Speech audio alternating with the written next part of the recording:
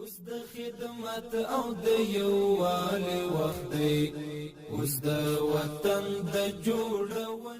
طبق ماده 11 طرزالعمل خدمات تذکره الکترونیکی تثبیتی های که مراجعین در چندین مرحله انجام میشه. مرحله اولیه است که کارمندان کنده و جلد صفحه مراجعین با همین سیستم سر میته. اگر از طریق پیدا شد ما همون طریق اجراات میکنه برش، و در صورتی که تذکره جدید گرفته باشه 1400 و 1401 که تا هنوز معلومات از این تذکره در سیستم اسکن فایل اضافه نشده، یا را باز ما از طریق استعلام به ریاست تثبیتی راجع میکنیم.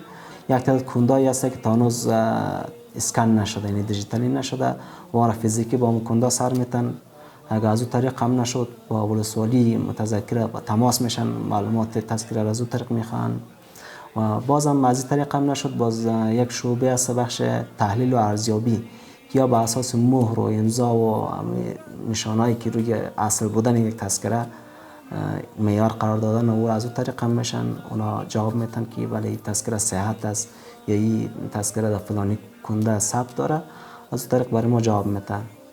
و همچنان مراجعینی که خودش تذکره کاغذی نداره، ما از پیش اون مراجعین تذکره اقارب و اصولیش هم میخواهیم. تذکره پدر، برادر، کاکا، پسر کاکا، یعنی از کنده پدرش یک تذکره کاغذی رو میخواهیم که بر اساس از کنده پدرش ثابت شود، هویتش تثبیت شود که ما برش تذکره توزیع کنیم. بعد از اونی که تذکره اقارب و اصولش تطبیق شد، 2 نفر ضمانت کننده که تذکره الکترونیکی داشته باشه ضمانت بکنه، از ضمانتش حاضر میکنیم، 60 امضا و عکسش در فرم میچسبونیم، بعد از اون تایید میکنیم.